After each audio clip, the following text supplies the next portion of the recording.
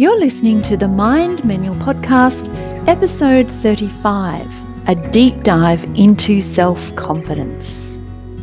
If you want a particular result in your life, but you're unable to get it, tune in to start training your brain and expanding your emotional intelligence to unlock the most powerful and underutilized performance tool that we have. It's the most important work you could do because it affects every area of your life. Hi everyone, hope you've had a great week. Today we're going to explore self-confidence and how to get more of it. Self-confidence, in my humble opinion, is a subject that deserves way more attention than we give it. I think many of us see it as an observation, that they either have it or they don't, which is almost implying that you are born with it or not. Others might believe that it's something you acquire upon achievement of something, which is the evidence you need before you can allow yourself to feel confident. What I want to offer is that none of that is true. First, let's consider the question, what exactly is self-confidence? Well, the Oxford Dictionary offers the following definition: a feeling of trust in one's abilities, qualities, and judgment.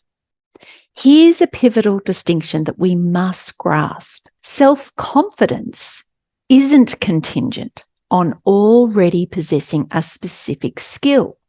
It's about having confidence in your potential to acquire that skill. Consider this. If there's a goal that you aspire to achieve and you haven't yet acquired the necessary skills, it doesn't diminish your self-confidence. Rather, it should revolve around your faith in your capacity to develop those skills. So if self-confidence is a feeling of trust in yourself to acquire the necessary skills and trust in the qualities that you either already have or you choose to develop further as a human being, given that's always a work in progress, and if it's the ability to make sound judgment based on credible sources of information, then we could easily conclude that fundamentally, self-confidence is a product of our thoughts emanating from our minds that creates that feeling of trust in those things. Trust is a feeling, and since our thoughts create our feelings, we therefore need to examine the thoughts that we have about ourselves. What are the thoughts you have about your abilities, your qualities, and judgments? What is your self-perception? Your self-confidence hinges on it. Write them out on paper so that you can see them all in their glory and ask yourself, would you talk like that to a good friend? Where is the line that you draw here for the way you talk to yourself? If you wouldn't stand for it coming from a friend, why do you stand for it coming from yourself? How do you rate yourself as a friend to you? When you think we spend a lifetime with ourselves, what's the quality of company you're keeping for you? This is something that is completely within our control. The type of friend we want to be, not only to our others, but to ourselves. The reason many people offer for why they might be lacking in confidence is that they have insufficient experience. But experience alone doesn't necessarily determine the quality of our work in the world or how well we can perform a certain task. We can choose to ground our confidence in the efficacy of the tools and resources that we have at our disposal, or that we will be able to figure something out and get the job done. How many of us ever stop to open our mind to the vast, almost infinite amount of resources that we now have available at our fingertips? It's not like we need to reinvent the wheel at every turn. In the history of mankind, we never had access to as many resources and tools as we have today. So ground yourself from all the other ways and areas of your life where you were able to figure something out. We can also use our desire to assist others as a source of certainty that we will find a way. I have found this care factor to be far more valuable than any ability, experience, or technical know-how. When my late husband and I were trying to get a diagnosis of the excruciating pain that he was in 3 years after his primary vascular sarcoma had been removed from his leg, it wasn't the best in the field or the most experienced surgeon that came through in the end. We were nearly 2 years down the track of seeing every specialist there was who could offer any insight into what might be responsible for the pain in the middle of his back and torso. We found ourselves sitting in the rooms of a rheumatologist of all things, carrying images from scans that had to be wheeled in by a trolley. In those days, they didn't have digital image. He could see we had exhausted all of the options we knew, and we were at our wits' end, sitting there distraught, not knowing where else to turn. He spent over an hour with us, his waiting room now full of people backed up behind us. And he told us, and I'll never forget the overwhelming relief that came over when he said, "Don't worry, I'm not going to let you leave here today until we get to the bottom of it." Now, there we had a rheumatologist that really isn't experienced in the area of cancer. And he was looking at the long history of failed attempts from other specialists who were unable to produce any results from a trolley load full of investigations. So where did his self-confidence come from in being able to get to the bottom of this when so many others couldn't? It came from his determination to help. I could tell he cared deeply. He saw that quitting wasn't an option, particularly after he realized that we saw him as our last option. So he decided to keep going until he got to the bottom of it. And let me tell you, after 2 long years, we had a diagnosis before the end of the day, just as he said we would. He looked through all the scans which were taken of all the different sections and concluded we need a full MRI from neck to the waist. And bingo, it showed up on the scan, a secondary tumour. So never underestimate the power of your desire to assist others, and let that be the driver in fueling your self-confidence. You might say, how do you reconcile the fact that when I observe or contemplate my areas of expertise, you feel profoundly confident? My answer to that is, it's because you have satisfied the conditions of the rules that you have set up that form the basis of what you believe it takes in order to feel confident. And upon providing the evidence to this rule you believe to be true, you have then granted yourself permission to feel confident. But you can grant yourself this permission at any time. You can also base it on the trust that you were created complete and are inherently worthy of whatever it is you think you need self-confidence for. You needn't tie your confidence to your personal wealth or superiority. Confidence can be grounded in the acknowledgement that as a human being, you inherently possess worth. This realization liberates you from the need for external validation as it extends to all individuals. It also safeguards against arrogance, a pitfall that arises when you derive confidence from comparisons with others. Confidence should not hinge on the shortcomings of others. Instead, it should emerge from your intrinsic belief in your own potential. So let's dive into what hinders our confidence. When people express their lack of confidence, they are essentially experiencing alternative emotions. So what are they substituting for confidence? What thoughts are generating these contrasting emotions? Often they'll be spinning in confusion or self-doubt, which all share a common thread of underlying insecurity. Consider confusion. It's an indulgent emotion that ensures we don't start anything.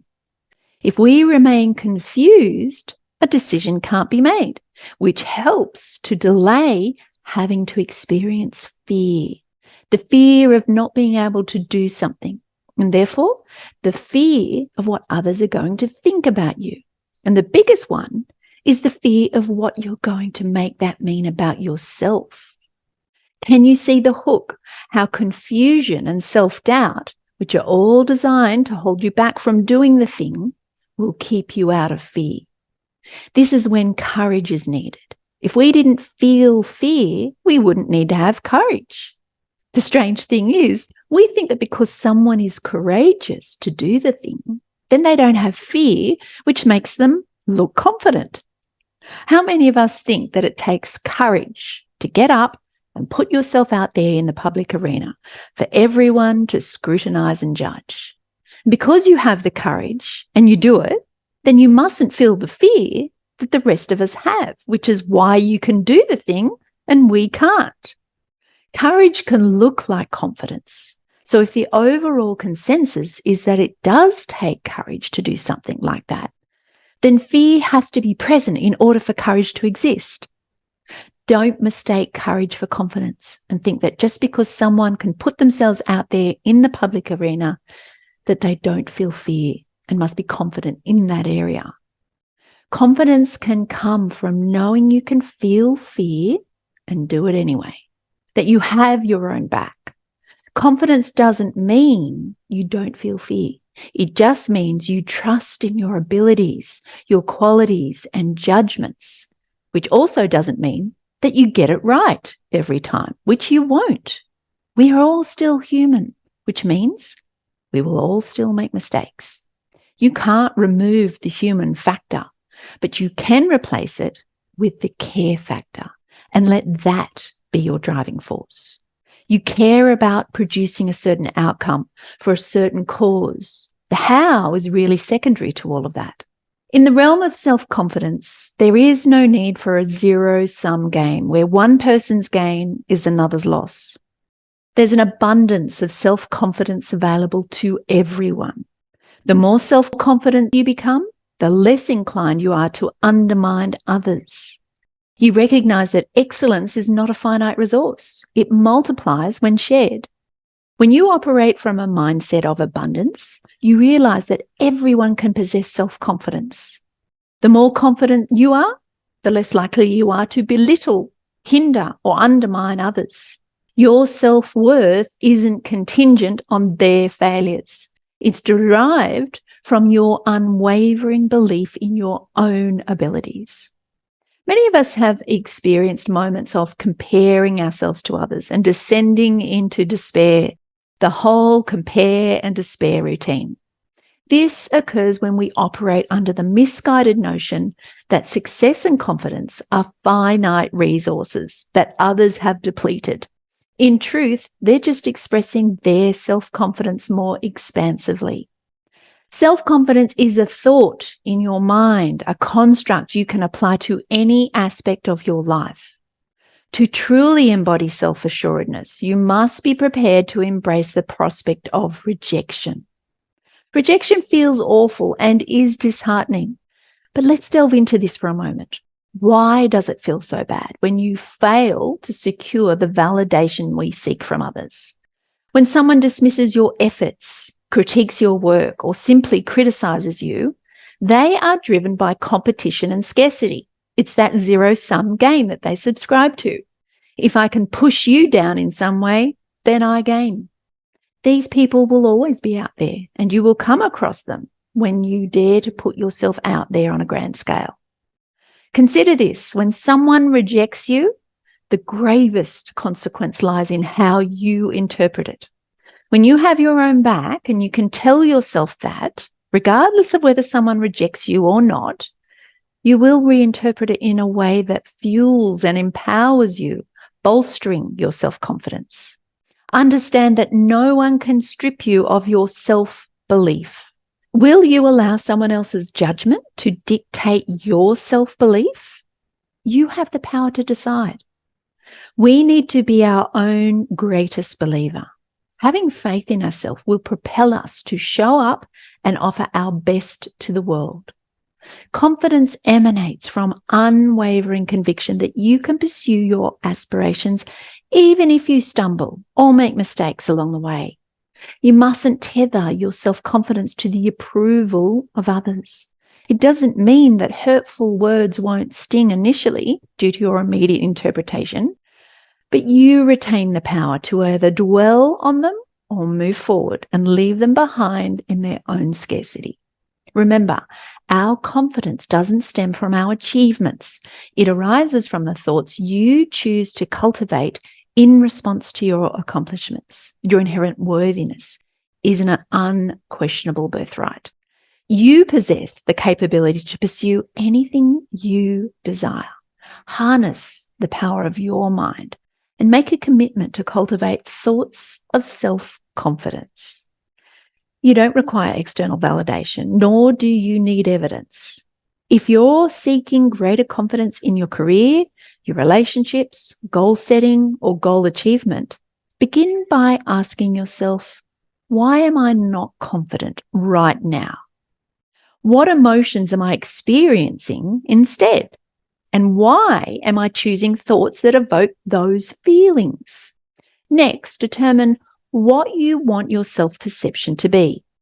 What thoughts about your capabilities and potential do you want to cultivate to generate greater self-confidence and achieve your desired results?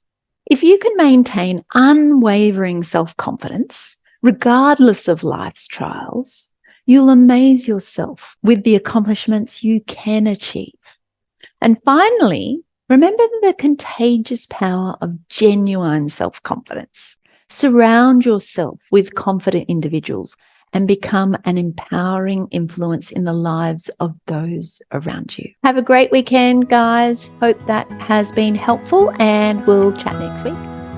If you enjoyed listening to this podcast, you have to come and check out Mind Scholars. It's my monthly coaching membership where we take all of this work to a much deeper level. We study it and then apply it to the everyday in every way. So if you want to take your life to a whole new level, join me in Mind Scholars over at themindmanual.com/join. I look forward to seeing you there.